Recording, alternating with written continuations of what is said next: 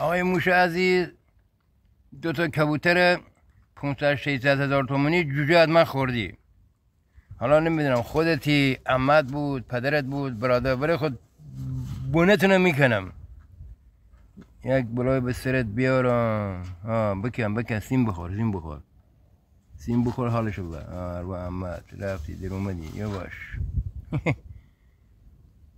تا اینجا موقع مردی جنازتو برمی دارم میبرم میذارم بعدیدم میگیرم حالشو ببری.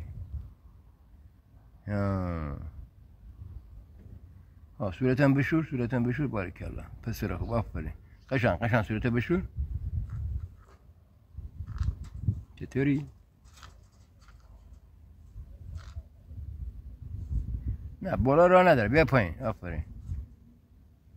خودت تمیز کن که الان جنازتون نخواد تابوت حقیقت تمیز باشی.